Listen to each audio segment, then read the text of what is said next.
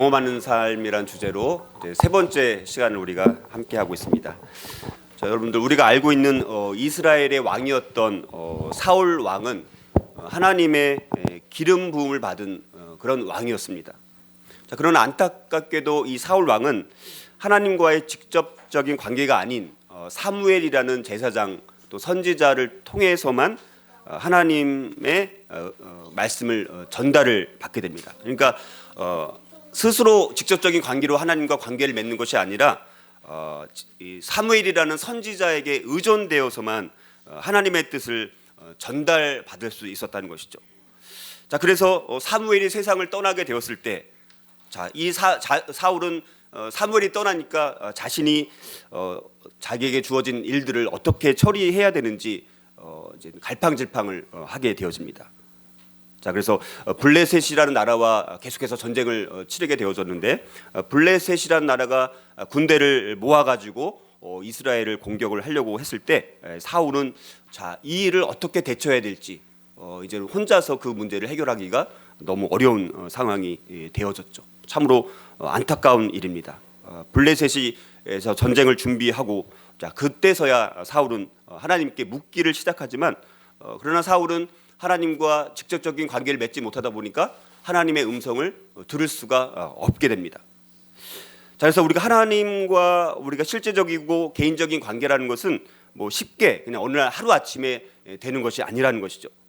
그래서 사울은 이제 하나님의 음성을 들을 수 없으니까 어떻게 되는 거예요? 어쩔 수 없이 엔돌에 신접한 여인을 찾아가서 죽은 사무엘을 불러주기를 요청하게 되어지죠. 그리고 사울은 이미 죽은 사무엘을 의지하는 참 어리석은 모습을 우리 가운데 보여주고 있습니다. 자, 여러분, 이것이 바로 사울의 문제였다는 것이죠. 사울은 하나님과의 실질적이고 개인적이고 지속적인 관계가 형성되지 않았던 사람이에요. 자, 하나님은 여러분들 알다시피 번제와 다른 어떤 제사를 드리는 것보다 하나님의 목소리를 순종하는 것을 기뻐하십니다. 자, 우리는 하나님과의 실질적이고 또 개인적이며 지속적인 관계가 형성이 되어 있는 것이 우리의 신앙생활 가운데 얼마나 중요한지 모른다는 것이죠. 바로 하나님과의 실제적이고 또 개인적이고 지속적인 관계를 맺는 것이 우리 그리스도인의 삶 가운데 어쩌면 가장 중요한 것이라고 볼 수가 있습니다. 자, 우리는 이제 헨리 블랙가비의 하나님을 경험하는 삶과 또 성경을 기초로 해서 하나님을 경험하는 삶의 7가지 실체를 우리가 한 주에 하나씩 구체적으로 살펴보고 있습니다. 오늘은 이제 그 두 번째 실체를 우리가 살펴보면서 하나님은 우리와 실제적이고 개인적이고 지속적인 그런 사랑의 관계를 추구하신다는 그 내용을 가지고 함께 살펴보고자 합니다. 자, 하나님은 우리 불붙은 떨기나무를 통해서 모세에게 나타나심으로 먼저 모세와의 사랑의 관계를 제안하신 바가 있습니다. 하나님은 모세에게 함께 애굽으로 들어가자, 그리고 내가 너와 함께 들어가겠다라고 모세에게 하나님은 말씀하셨습니다. 하나님께서 그 일들 가운데 하나님이 주도하셔서 모세에게 오셨고, 또 하나님은 모세와 실질적이고 개인적인 사랑의 관계를 시작하셨다라는 것입니다. 하나님은 끊임없이 여러 번 모세와 이야기하자고, 그리고 나와 함께 있자라고 끊임없이 하나님은 모세를 초청하셨습니다. 그래서 하나님께서 먼저 모세와 관계를 맺으시고, 하나님은 모세와의 개인적이고 실제적인 사랑의 관계를 지속적으로 추구하신 것을 우리가 잘 알고 있습니다.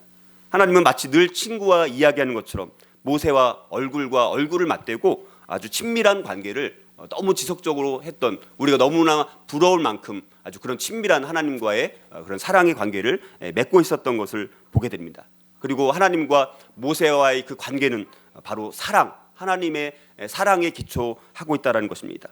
하나님은 그러면서 매일 하나님과 또 하나님의 친구였던 모세와 친밀한 교제를 나누면서 그냥 교제만 나누는 것이 아니라, 그런 친밀한 교제를 통해서 모세를 통해서 하나님의 일을 하나씩 이루어 가셨던 것을 우리가 볼 수 있습니다. 하나님의 목적들을 모세를 통해서, 모세와의 교제를 통해서 하나님의 목적들을 이루어 가셨다라는 것이죠. 그래서 우리가 출애굽기, 레위기, 민수기, 신명기 말씀들을 보게 되면 하나님께서 모세와 이 사랑의 관계를 정말 지속적으로 추구하셨다라는 것을 우리가 알 수가 있습니다. 오늘 우리가 읽었던 그 본문도 하나님과 모세와 친밀한 그런 관계를 맺고 있는 것을 우리들에게 잘 보여주고 있지 않습니까?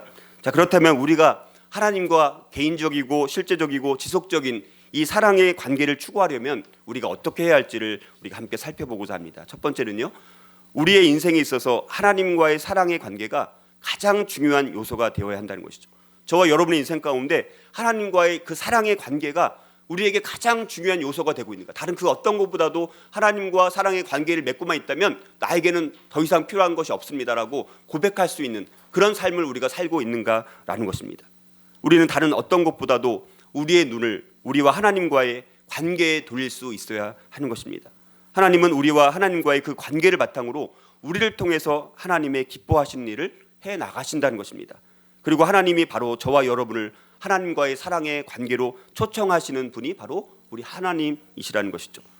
그리고 하나님은 이 하나님 자신과의 사랑의 관계를 위해서 저와 여러분들을 창조하셨다는 것이죠.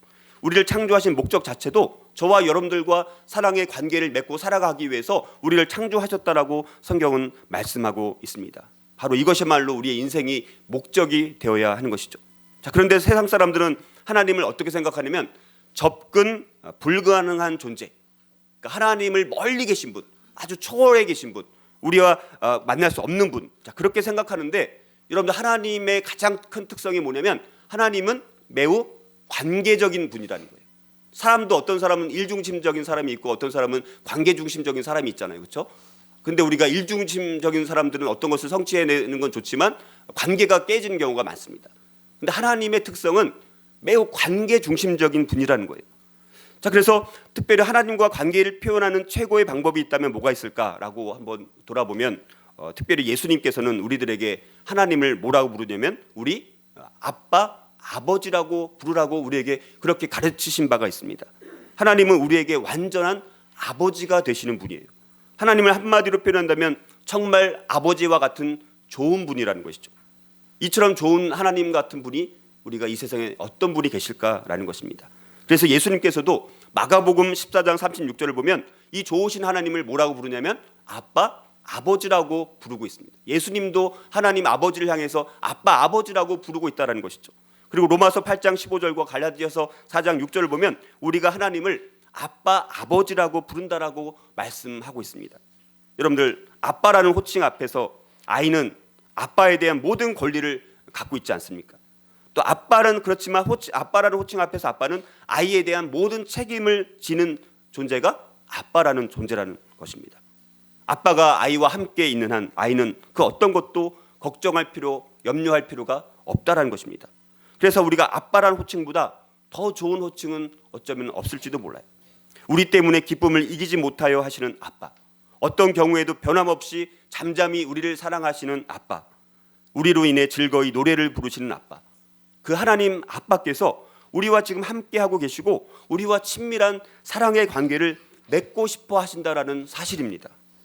그러므로 하나님은 그 무엇보다도 우리가 우리의 전 존재를 바쳐서 그 아빠 되시는 그 하나님을 사랑하기를 하나님은 바라신다는 것입니다. 그리고 하나님과 이 사랑의 관계는 아주 추상적이고 불투명하고 그런 만남이 아니라 아주 실질적이고 개인적인 인격적인 만남이라는 것입니다. 그것은 아주 친밀한 사랑의 관계인 것입니다. 이것이 하나님의 뜻을 알고 행하는 데 있어서 가장 중요한 요소가 되는 것입니다. 자, 그러나 하나님과의 사랑의 관계가 제대로 되어 있지 않다면 그 무엇도 제대로 된 것은 하나도 없다라고 우리가 말할 수가 있습니다. 하나님께서 우리를 지으시되 그 형상을 따라 지으신 주된 이유는 우리가 그분과 교제할 수 있기를 원하셨기 때문이라는 거예요. 하나님은 사랑이시고 우리 모두와 친밀한 관계를 갖기를 소원하고 계시기 때문에 우리의 삶의 어떤 상황도 그 사랑의 영역, 우리가 만약에 하나님을 정말 예수님을 믿고 내가 하나님의 자녀라면 하나님의 사랑의 영역 밖에서 우리 삶 가운데 일어나는 그 어떤 일도 없다는 거예요.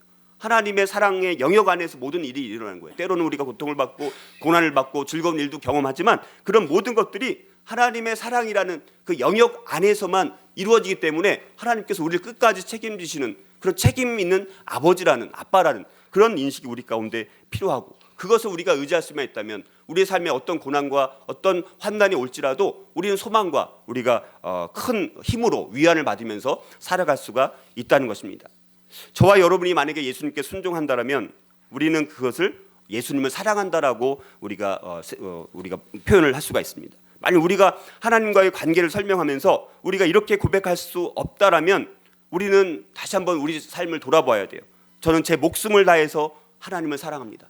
제 모든 것을 다해서 정말 하나님을 사랑합니다 라는 고백을 우리가 할 수 없다라면 우리가 다시 한번 하나님 앞에 그런 관계에 들어갈 수 있게 해달라고 하나님 앞에 우리가 성령님께 기도해야 한다는 것이죠. 만약에 구약 성경을 전체를 우리가 요약한다라면 신명기 6장 4절에서 5절을 우리가 들 수가 있습니다. 이스라엘아 들으라, 우리 하나님 여호와는 오직 유일한 여호와이시니 너는 마음을 다하고 뜻을 다하고 힘을 다하여 내 하나님 여호와를 사랑하라 라고 말씀합니다. 이것은 어떤 면에서 하나님의 마음에서 나오는 절규와 같은 그런 말씀입니다. 하나님의 마음에서 나오는 이 절규 같은 이 표현이 구약 성경 전체를 요약한다면 바로 이 말씀으로 우리가 표현할 수가 있다는 것이죠. 자, 여기서 모세는 주의 백성이 이 땅에서 하나님을 사랑한다는 것이 무엇인지를 우리에게 설명하고 있습니다. 하나님의 백성들은 하나님만을 가장 사랑하고 하나님만을 진심으로 전심으로 사랑해야 한다라고 우리에게 말씀하고 있습니다. 신약의 핵심 또한 다를 바가 없어요. 바로 예수님도 이 신명기 말씀을 인용하시면서 이것이 율법의 계명 중에 가장 큰 계명, 대계명이라고 하시면서 인간의 모든 의무와 성경의 진수를 우리에게 요약해주고 있습니다. 마가복음 12장 30절에 보면 내 마음을 다하고 목숨을 다하고 뜻을 다하고 힘을 다하여 주 너의 하나님을 사랑하신 것이요라고 말씀하고 있습니다. 여러분들, 하나님을 사랑하라는 의미는 어떤 의미를 갖고 있을까요? 사람은 우리의 영혼, 목숨을 다해서 우리의 영혼과 우리의 목숨을 다해서 하나님을 사랑하기 위해서 우리의 모든 것을 다 드릴 수 있는 그 사랑으로 하나님을 사랑하라고 말씀하고 있습니다. 한 사람이 이렇게 하나님을 사랑하기 위해서는 하나님을 그의 모든 마음과 뜻과 힘을 다해서 사랑해야 한다는 거예요. 하나님은 우리가 두 마음이 아니라 한 마음으로 전심으로 온 힘을 다해서 온 인격을 다해서 우리 자신의 전 존재를 바쳐서 하나님을 사랑하기를 원하신다는 거예요. 하나님께 대한 인간의 전적인 헌신과 사랑을 하나님은 원하십니다. 하나님께 대한 우리들의 사랑은 마음과 뜻과 힘을 다한 최선의 사랑이어야 한다는 것입니다. 그러므로 모든 것의 근원은 바로 이 하나님과의 사랑의 관계에 달려있다라고 해도 과언이 아니라는 것이죠. 우리 그리스도인 생활의 모든 것, 우리가 하나님을 알고 경험하고 그분의 뜻을 아는 모든 것은 하나님과의 사랑의 관계의 질에 따라 모든 것이 좌우된다라는 사실이에요. 이 관계의 질, 하나님과의 사랑의 관계의 질이 바로 되어 있지 않다면 우리 인생에서 아무것도 바로 되지 못한 것이고 앞으로도 바로 되지 못할 것이다라는 사실입니다. 그러면 우리가 하나님과의 사랑의 관계가 우리의 인생에 있어서 그 어떤 것보다도 가장 중요한 요소가 되어야 하는 것입니다. 하나님께는 사랑의 관계가 우리가 무엇을 하는 것보다 훨씬 더 중요해요. 그러니까 우리가 어떤 하나님 나라를 위해서 교회를 위해서 어떤 것들을 많이 하는 것보다도 그것들은 하나님 앞에서 어쩌면 별로 중요하지 않을지도 몰라요. 그런 것들보다도 하나님은 저와 여러분이 하나님과 얼마나 친밀한 관계를 맺고 있느냐, 거기에 관심을 갖고 있다라는 사실입니다. 그러니까 우리는 절대 그 어떤 것도 하나님과의 사랑의 관계를 뛰어넘는 그 어떤 것도 우리는 할 필요가 없다라고 성경은 말씀하고 있습니다. 우리의 사랑의 하나님과의 관계를 다시 한번 돌아보는 저와 여러분들이 되었으면 좋겠습니다. 우리가 하나님과 실질적이고 개인적이며 지속적인 사랑의 관계를 추구하려면 또 어떻게 해야 될까요? 두 번째는요, 하나님께 사랑받는 것이 우리 인생에서 가장 고귀한 관계이고 가장 고귀한 성취이고 가장 고귀한 지위가 되어야 한다는 것입니다. 우리와 하나님의 관계가 우리의 인생에 있어서 가장 중요한 하나를 꼽으라고 한다면 바로 하나님과 우리의 관계라는 것입니다. 이것이 올바로 되어 있지 못하다면 다른 그 어떤 것도 아무런 의미가 없다라는 사실입니다. 하나님은 저와 여러분에게 지금도 이렇게 말씀하고 계십니다. 나는 너가 무엇보다도 나를 사랑하기를 원한다. 내가 나와 사랑의 관계를 맺고 있다면 세상에 있는 모든 것을 소유한 것이야. 하나님은 지금도 저와 여러분에게 이렇게 말씀을 하고 있습니다. 그러면 우리가 하나님께 사랑받는 것이야말로 인생에서 가장 고귀한 관계이고 가장 고귀한 성취이고 가장 고귀한 지위가 된다는 것입니다. 자, 그러나 이것이 하나님께 대한 사랑의 표현으로 그냥 아무것도 해서는 안 된다는 뜻은 결코 아닙니다. 하나님은 그분께 순종하고 또 하나님이 요구하시는 것이라면 무엇이든지 행하도록 우리를 부르신다는 사실입니다.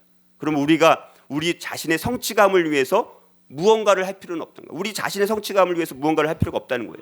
우리는 하나님과의 관계만 제대로 되어 있다라면 그 관계만으로도 완전한 성취감을 느낄 수 있다는 거예요. 우리가 어떤 큰 업적을 우리가 성취하지 못하고 하나님의 일을 큰 것을 아무것도 하지 않더라도 하나님과의 관계만 바로 되어 있다면 그 자체만으로도 우리 안에 그 어떤 것보다도 완전한 성취감을 우리가 느낄 수가 있다는 것이죠. 하나님께 사로잡혀 있다면 우리에게 더 필요한 것은 없다는 것이죠. 그래서 우리가 주님 한 분만으로 나는 만족해. 자, 그런 찬양 우리가 하지 않습니까?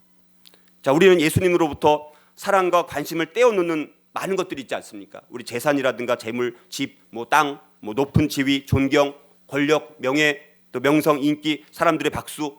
자, 이런 것들. 자, 이런 것들 그 어떤 것보다도 우리가 예수님을 소유하고 싶고 내가 예수님을 따르고 싶은 마음이 우리 가운데 늘 충만해야 한다는 것이죠. 그만큼 진정으로 마음을 다해서 하나님을 사랑하고 싶어야 한다는 것입니다. 하나님은 우리로부터 그 어떤 경쟁자도 허락하지 않으십니다. 하나님께 우리에게 경쟁자는 있을 수가 없어요. 우리는 하나님만이 최우선 순위가 되어야 하는 것이죠. 그래서 우리 주님은 이렇게 말씀하지 않았습니까? 마태복음 6장 24절 보니까 한 사람이 두 주인을 섬기지 못할 것이니 혹 이를 미워하고 저를 사랑하거나 혹 이를 중히 여기고 저를 경히 여김이라. 너희가 하나님과 재물을 겸하여 섬기지 못할지니라. 이렇게 말씀합니다. 자, 여러분들 사람은 그 마음에 두 주인을 겸하여 섬길 수 없다는 것이죠. 왜 그렇습니까? 우리가 한 편을 사랑하다 보면 자연히 다른 한편은 우리의 소홀히 대할 수밖에 없는 것이 인간의 능력의 한계이기 때문이라는 거예요. 따라서 우리가 하나님을 사랑하라는 말은 다른 곳에 우리 마음을 분산시키지 말고 오직 하나님만을 우리 마음 중심에 모셔가지고 그분만을 사랑하고 그분만을 경외할 것을 우리에게 당부하고 있습니다. 그러나 우리가 하나님 한 분만을 사랑할 때 놀라운 것은 하나님은 우리를 향한 사랑 때문에 그 우리를 향한 그 놀라운 사랑 때문에 우리의 또 모든 필요를 채워주시는 하나님이라는 거예요. 그러니까 우리의 필요를 채우기 위해서 우리가 부단히 막 죽으라고 노력하는 것보다는 우리가 하나님 한 분만을 사랑하고 하나님과 친밀한 관계를 맺을 수만 있다면 우리의 필요를 하나님께서 필요한 만큼 채워주신다라는 거예요. 하나님은 그리고 제한된 시간만을 위해서가 아니라 영원을 위해서 우리를 창조하셨다라는 사실을 우리가 기억을 해야 돼요. 제한된 시간 중, 다시 말해서 우리가 이 땅에서 사는 동안에는 우리가 하나님과 사귈 기회를 주는 거예요. 사귀는 기회만 주는 겁니다. 또 우리가 하나님을 닮도록 우리의 성품을 키워나가는 기회가 되는 것이 우리가 이 땅에 사는 그 시간들이에요. 그러나 그 후에는 영원한 천국이 우리에게 충만하게 펼쳐지게 된다는 것입니다. 그런데 만약에 우리가 이 제한된 시간, 지금 이 땅에서의 시간만을 위해서 산다면 우리는 그 창조의 궁극적인 목적을 놓치게 된다는 사실입니다. 또한 우리의 과거가 현재의 삶을 좌우하게 되는 것을 우리가 허락하게 되어지는 거예요. 그러나 하나님의 자녀는 미래에 의해서 조정되고 만들어져야 한다는 것이죠.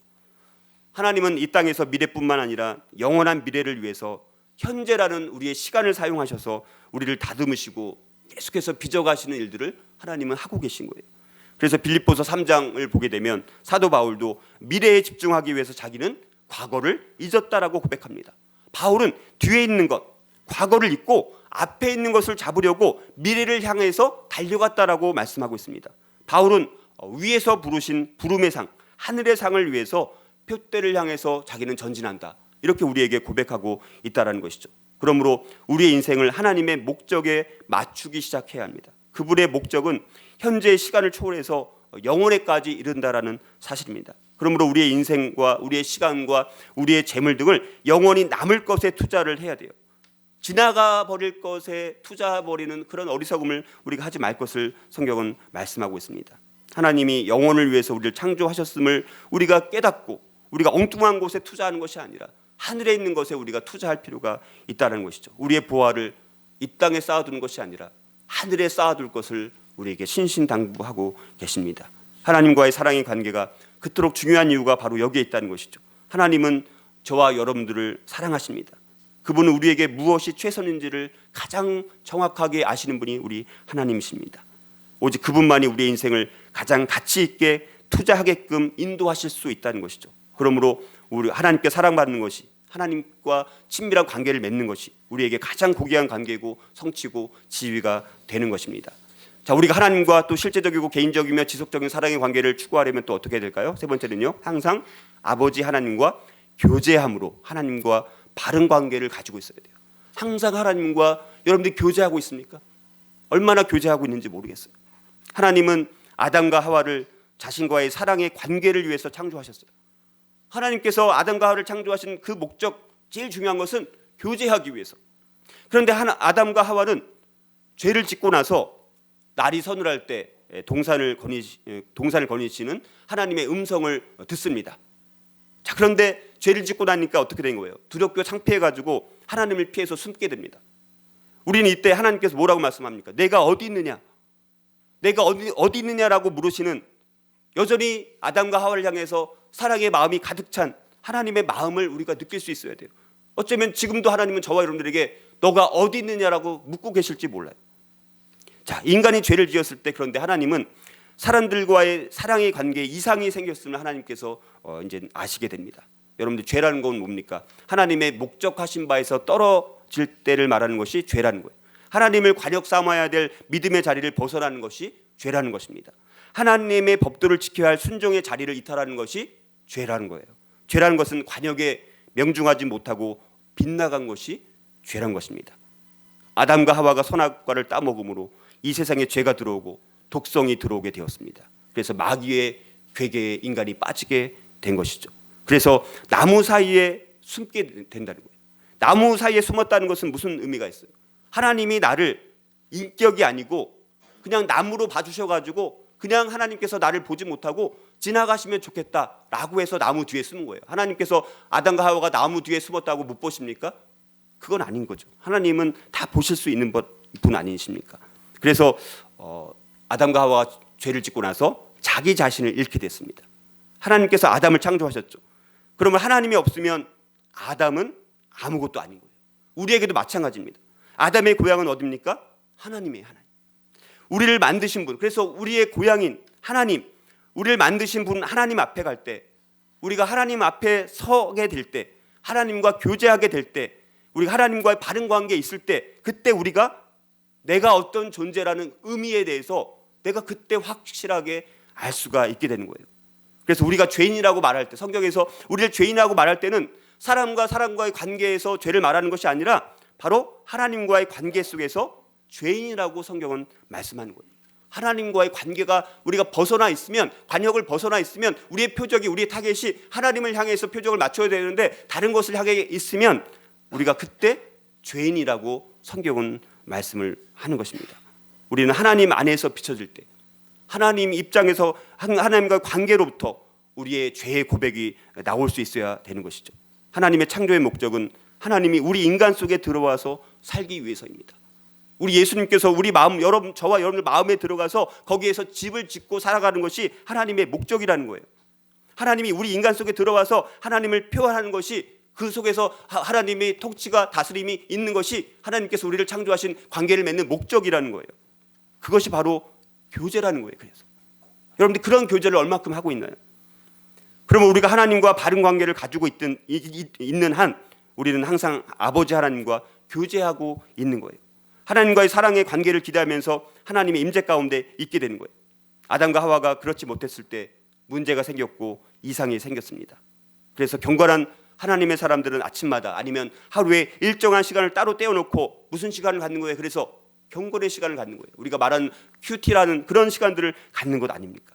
이 경건의 시간은 주님과 사랑의 관계를 가지고 있기 때문에 경건의 시간을 통해서 주님과 너무너무 만나고 싶은 그 시간을 갖는 거예요. 즐기는 거예요.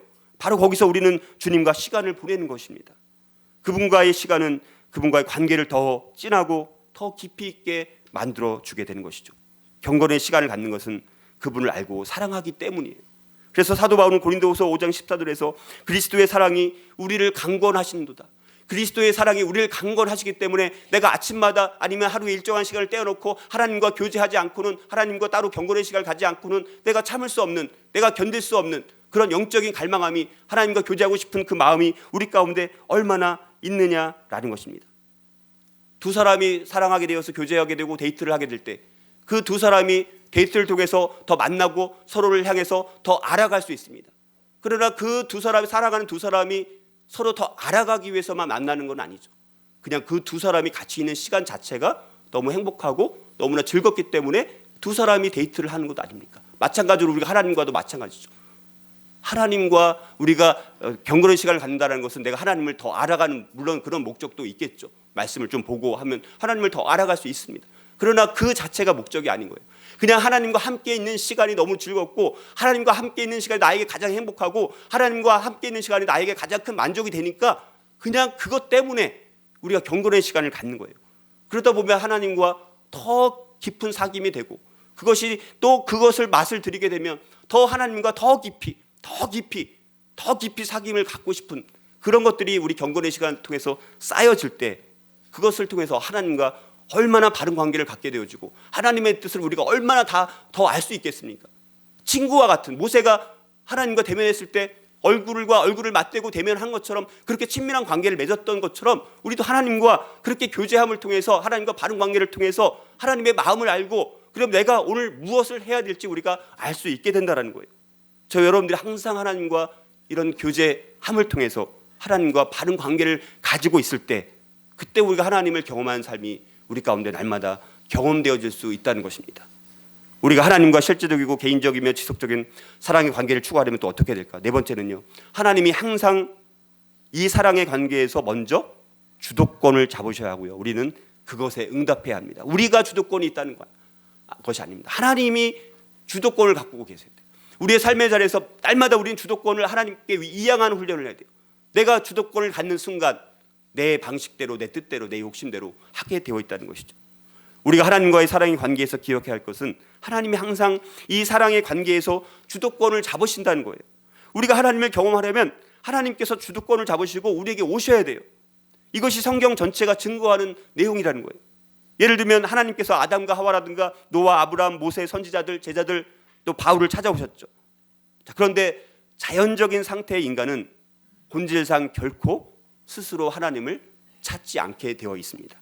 그래서 로마서 3장 10절에서 12절에 이렇게 말씀합니다. 기록된 바 의인은 없나니 하나도 없으며 깨닫는 자도 없고 하나님을 찾는 자도 없도다.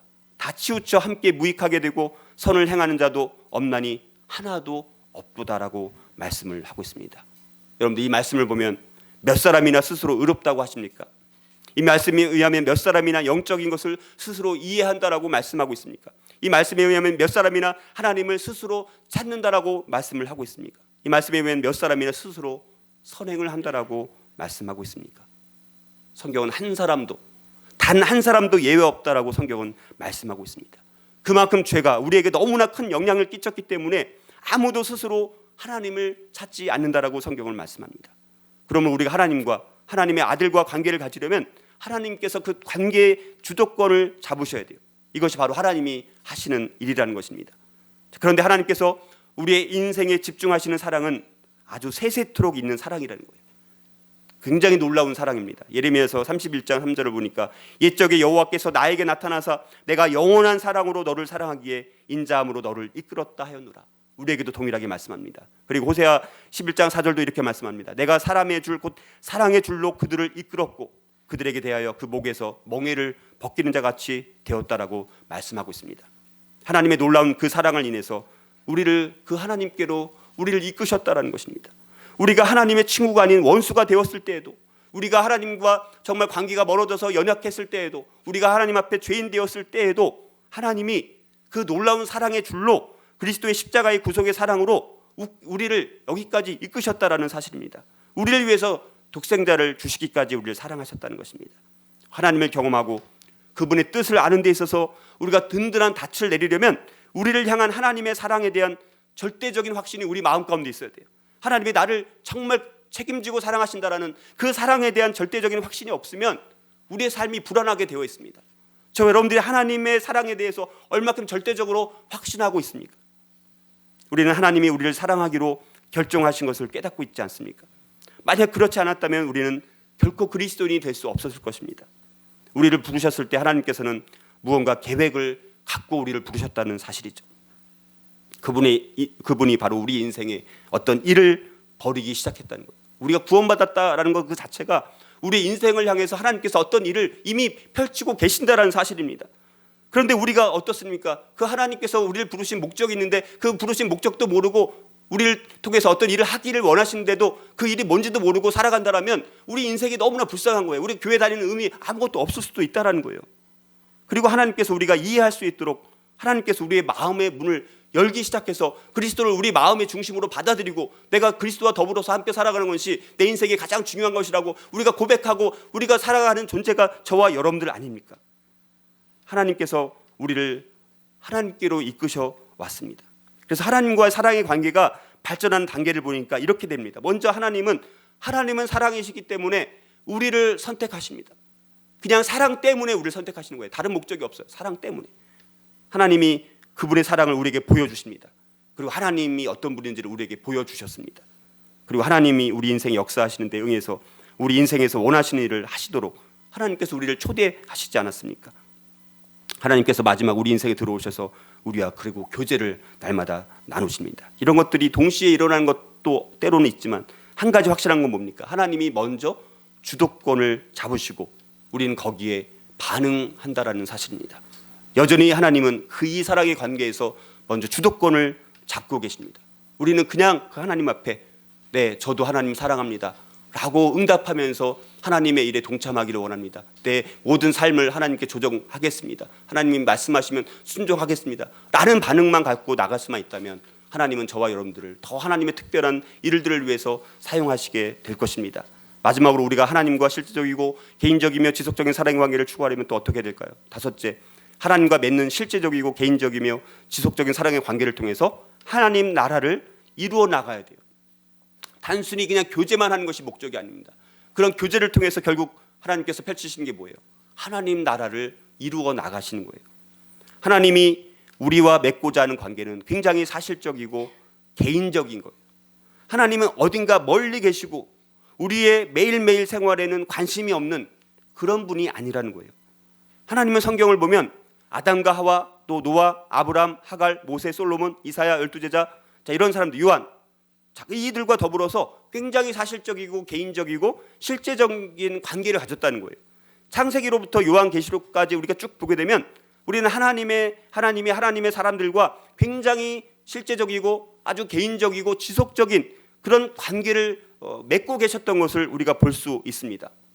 하나님께서 우리의 인생에 역사하실 때 우리가 응함으로 우리도 하나님과 정말 이런 사실적이고 개인적이고 또 실제적인 지속적인 관계를 맺고 살 수가 있다는 것입니다. 여러분, 사랑이라는 것은 추상적인 것이 아니라 굉장히 사실적이고 개인적인 것이죠. 여러분, 어떤 대상이 없이는 사랑할 수 있나요? 대상이 있어야 사랑하는 거 아닙니까? 사랑이라는 것은 반드시 대상이 있어야 되는 거예요. 자, 하나님과의 사랑의 관계는 그래서 두 명의 두 존재가 사실적인 인격과 인격이 만나질 때 이루어지는 거예요. 그러니까 하나님과의 관계는 굉장히 사실적이고 개인적입니다. 이것이 하나님이 항상 갈망해 오신 거예요. 하나님은 이 갈망을 현실화시키기 위해서 모든 노력을 기울이시는 분이에요. 하나님은 자신의 생명을 우리에게 쏟아부으시는 인격체예요. 자신의 생명, 자기의 사랑을 우리에게 막 쏟아부는 인격체라는 거예요. 하나님은 인격이시라는 분이에요. 그래서 바울은 뭐라고 하나님을 향해서도 그분이라는 인칭 대명사, 그분이라고 사용합니다. 자, 우리 그리스도인들은 하나님께 인격체이신 하나님으로부터 부름받은 자들이에요. 1대1의 관계로 개인의 구원을 향해서 하나님께서 여러분들을 부르시지 않았습니까? 자, 우리를 부르시는 하나님은 저와 여러분들을 개개인으로 본다는 것이죠. 개별적으로 말씀하신다는 것이죠. 저 여러분들 한 사람 한 사람을 하나님께서 바라볼 때는 하나님은 그런 분이에요. 우리는 동시에 한 사람 한 사람을 볼 수 없습니다. 1대1로 차 마시면서 1대1로 대화를 나눌 수 있지만 이렇게 제가 있을 때는 한 사람을 향해서 얘기하는 것이 아니라 공동체를 향해서 제가 얘기할 수밖에 없지 않습니까? 그런데 하나님은 개별적으로 말씀하시기 때문에 저와 여러분들을 향해서 언제든지 어디서나 우리를 아주 독특하고 특별하고 고귀하고 아주 중요한, 그러나 우리가 자유롭게 반응할 수 있는 그런 존재로 우리를 대하신다라는 사실입니다. 우리를 부르신 하나님은 무한하고 인격적인 존재입니다. 인격적으로 다가오십니다. 인격적인 하나님, 인격적인 우리 주님을 만나지 않으면 우리의 삶이, 우리의 신앙이 추상적으로밖에 될 수 없어요.